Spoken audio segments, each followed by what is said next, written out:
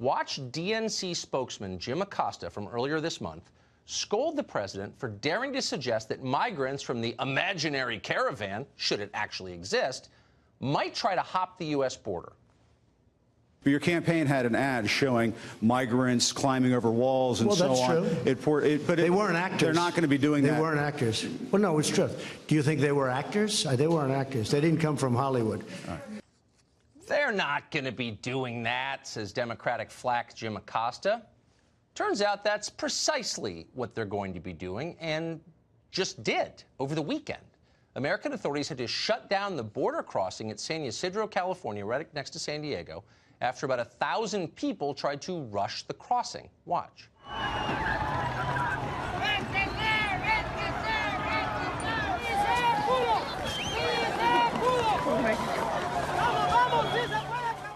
So that's what the DNC channels told us was never going to happen. And, of course, it did happen, and it was bad. Mexican riot police and U.S. border agents both came under attack from the mob, which threw rocks at them. With no meaningful wall along the borders, authorities used tear gas to disperse the crowd. Now, there's fairly recent precedent for doing that. In 2013, a group of about 100 people tried to rush the very same border crossing at San Ysidro. American authorities forced them back with pepper spray. Barack Obama was president at the time, and the incident passed with little notice. Just 5 years later, there's a new president and an entirely different standard.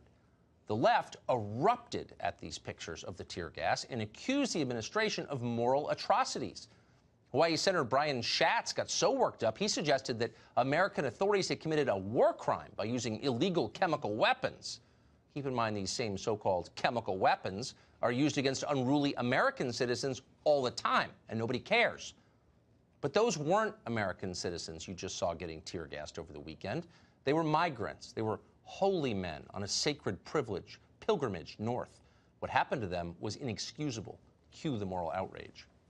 Here we look at children being subjected to tear gas. That's the United States causing that. That's outrageous. We have seen the images of the children and the women, and there has got to be a pragmatic and compassionate answer here that does not involve tear gassing children. That is not who America is. That's not what America is, declares some random blowhard on CNN who has somehow been deputized to lecture you about what America is. On the left, America is always one thing for sure, in every case, wrong. Watch as this MSNBC guest suggests that federal Border Patrol agents must have been lying about being attacked with rocks. There's also questions whether or not anyone actually threw rocks yesterday. NPR was reporting that actually it was relatively peaceful. Yep, relatively peaceful, except for this scene, which somehow didn't make it into many news reports.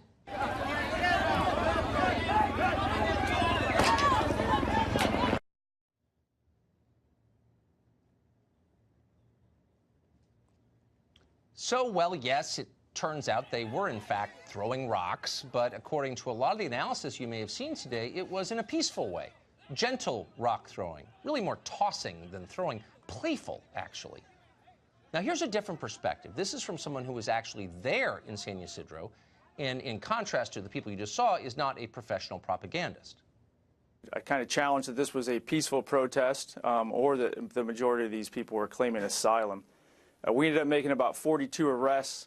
Only 8 of those were females, and there were only a few children involved. The vast majority of the people we're dealing with are adult males. One of the groups that I watched, one of the groups that actually several of them were arrested, they passed 10 or 15 marked Border Patrol units walking east to west, or west to east, I'm sorry. Numerous uniformed personnel as they were chanting, waving a Honduran flag, and throwing rocks at the agents.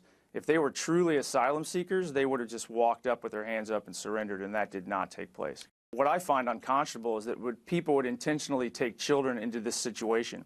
What we saw over and over yesterday was that the group, the caravan, as we call them, would push women and children towards the front and then begin basically rocking our agents. So there you have it. We'll let you reach your own conclusions about who is telling the truth about what's happening right now on our southern border. Check the video before you make up your mind. But as you ponder it, step back and ask yourself some more fundamental questions. Is there a natural limit to this kind of immigration? How many resources does America really have to share with the rest of the world? Are we as rich as we assume we are? Are you? How many poor people can we realistically accept before we're not that rich at all, but increasingly resemble the countries from which these people are fleeing? And by the way, if accepting more poor people really makes you more prosperous, then what exactly has happened in California over the past 30 years, which, despite record levels of immigration, is poorer than ever?